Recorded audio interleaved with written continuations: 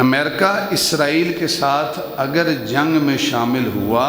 تو ایرانی یہ نہیں کہتے کہ ہم پسپا ہو جائیں گے یا ہم شکست قبول کر لیں گے، نہیں، آگے سے مجید تخت روانچی کہتا ہے کہ ہمارے پاس پھر جوابی کارروائی کے سوا کوئی راستہ نہیں ہوگا، نہیں، ہم جوابی کارروائی کریں گے، یعنی جرأت مندانہ جواب ہے نا جی۔ تو ایرانی نائب وزیر خارجہ مجید تخت روانچی وہ کیا کہتا ہے؟ وہ کہتا ہے کہ دھمکیوں کے سائے میں مذاکرات نہیں ہو سکتے، یعنی جرأت مندانہ جواب ہے نا جی۔ اس وقت اسرائیل اور ایران کی آپس میں جنگ جو ہے وہ جاری ہے، 5-6 دنوں سے جاری ہے۔ اسرائیل کے ساتھ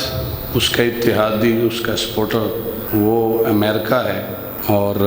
ایران کے ساتھ جو اس کے اتحادی ہیں ان میں روس بھی ہے، چین بھی ہے۔ بظاہر اعلانیہ طور پر پاکستان اگر نہیں بھی ہے، لیکن پس پشت جو ہے وہ پاکستان جو ہے وہ حمایت کر رہا ہے، اس لیے کہ ہم بھی یہ جانتے ہیں کہ فلسطین، پھر شام، اردن، اس کے بعد پھر ایران، اور ایران کے ساتھ باری جو ہے وہ ہماری آئے گی ایران کے بعد، کیونکہ بارڈر ہمارا ملتا جائے۔ تو جو ایران اور اسرائیل کی جنگ ہے جس طرح مسلط کی گئی ہے، اس کے اندر جو عالمی میڈیا یا جو سپر پاور ہے اس کی جو دوہرا معیار ہے اس کا کیا انداز ہے، اور ایران کی جو سپریم لیڈر ہے یا جو بھی سالار ہیں ان کی جرأت جو ہے اس کو سلام محبت اور سلام جرأت پیش کرنے کو دل کرتا ہے کہ ایک طرف ظلم و تشدد کی انتہا ہے، اسرائیلی جارحیت ہے، دوسری طرف ایران جو ہے اس کی جو زیادہ اکثریت لیڈر حضرات ہیں، سوائے جو بڑا لیڈر ہے آیت اللہ خامنائی، اس کے علاوہ چھوڑ کے اکثریت ان کے سائنسدان اور بڑے جو لیڈر ہیں وہ اس دنیا سے چلے گئے ہیں۔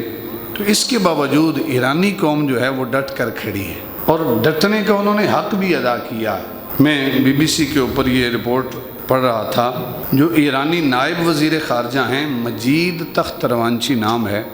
انہیں ظاہر ہے امریکہ کی طرف سے ہر روز دھمکیاں مل رہی ہیں کہ آپ جوہری جو ہے وہ تنصیبات سے باز آ جائیں، ایٹم بم بنانے سے باز آ جائیں، آپ جو ہے معاہدہ کر لیں، پھر یہ جو ہے ظلم و تشدد ختم ہو جائے گا۔ تو ایرانی نائب وزیر خارجہ مجید تخت روانچی وہ کیا کہتا ہے؟ وہ کہتا ہے کہ دھمکیوں کے سائے میں مذاکرات نہیں ہو سکتے، یعنی جرأت مندانہ جواب ہے نا جی۔ اوپر سے آپ دھمکیاں دے رہے ہیں اور ساتھ کہہ رہے ہیں کہ بھئی مذاکرات ہونے چاہیے، کہتا ہے کہ دھمکیوں کے سائے میں مذاکرات نہیں کر سکتے۔ پھر دوسرا بیان ہے کہ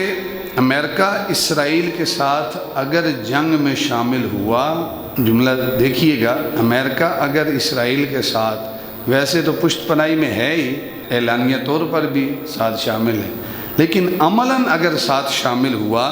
تو ایرانی یہ نہیں کہتے کہ ہم پسپا ہو جائیں گے یا ہم شکست قبول کر لیں گے، نہیں، آگے سے مجید تخت روانچی کہتا ہے کہ ہمارے پاس پھر جوابی کارروائی کے سوا کوئی راستہ نہیں ہوگا، نہیں، ہم جوابی کارروائی کریں گے، جہاں تک ہمارا بس چلتا ہے ہم جوابی کارروائی کریں گے، جہاں جہاں آپ کے اڈے ہیں آس پاس ہم ان پر حملہ کریں گے۔ پھر تیسرا بیان تھا کہ جب ہماری عوام روزانہ بمباری کا شکار ہوں تو ہم مذاکرات کے لیے ہاتھ پھیلا